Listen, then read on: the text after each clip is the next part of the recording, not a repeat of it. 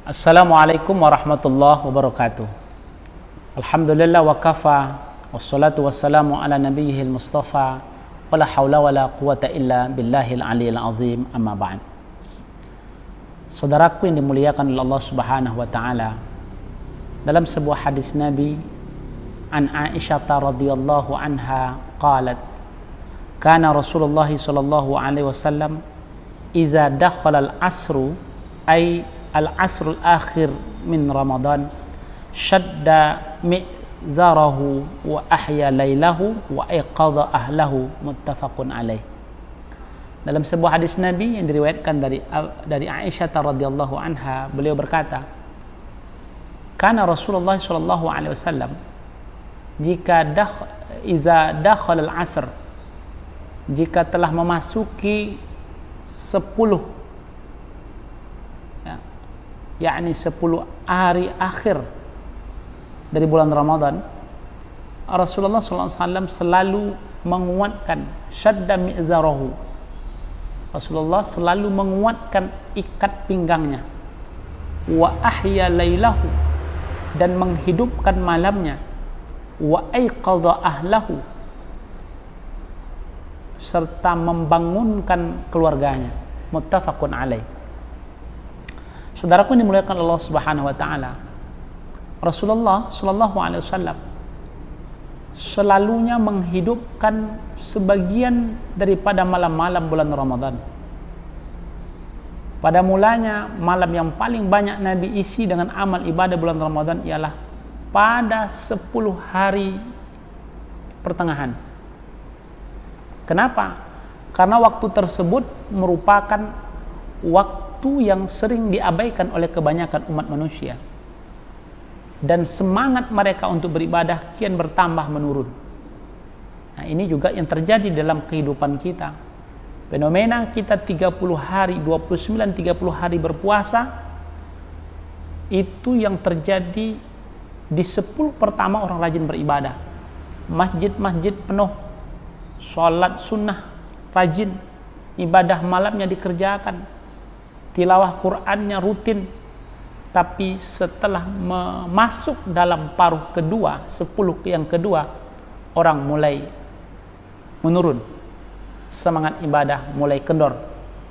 Padahal semakin lama pahala-pahala atau fadilah-fadilah ibadah di bulan Ramadan semakin besar di sisi Allah Subhanahu wa taala. Makanya disebutkan tadi, Nabi di 10 pertama kedua itu beliau sangat intensif untuk melakukan ibadah. Kenapa? Karena pada waktu-waktu ini seringkali diabaikan oleh kebanyakan umat manusia, dan semangat mereka untuk beribadah kian bertambah menurun. Tetapi setelah dijelaskan kepadanya tentang keutamaan Lailatul Qadar, Nabi lebih mengutamakan 10 malah yang terakhir, 10 yang terakhir, mengisi malam-malam harinya dengan amal ibadah, menjauhi istri-istrinya untuk beribadah kepada Allah Subhanahu wa taala.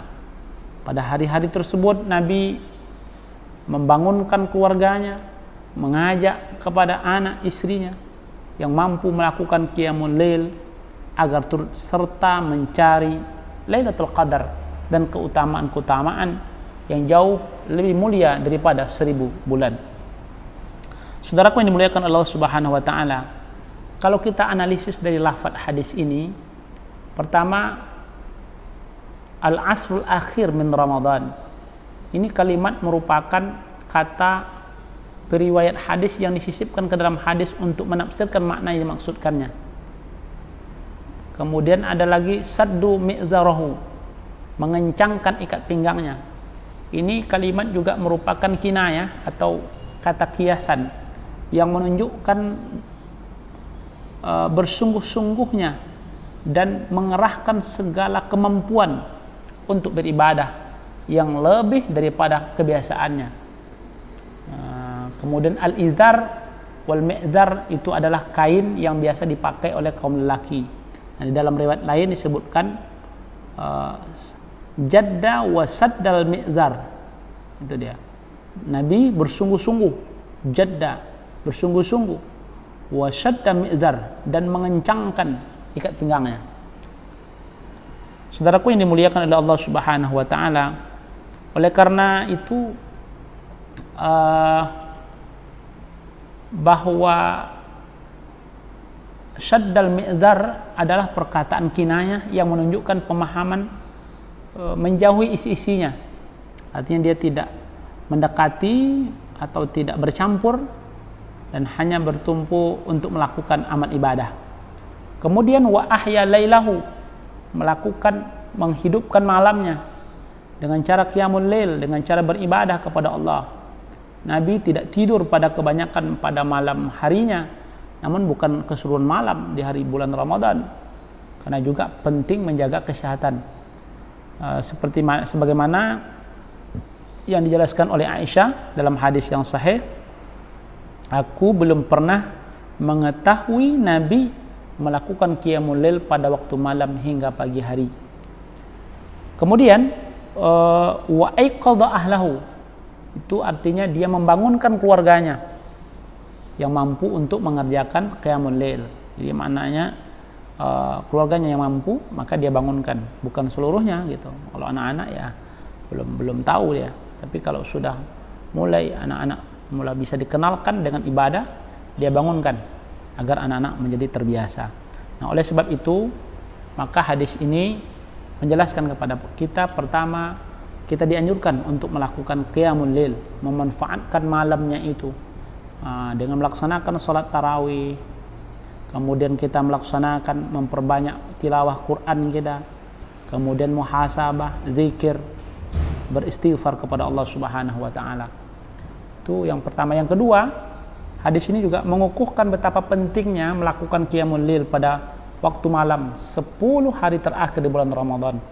Jadi kalau seandainya di 10 pertama masih belum terlalu bersemangat, 10 kedua mulai semangat, 10 yang ketiga atau 10 terakhir itu semakin semangat. Karena memang di dalam 10 terakhir ini banyak hadis Nabi yang mengatakan tentang keutamaan di 10 terakhir.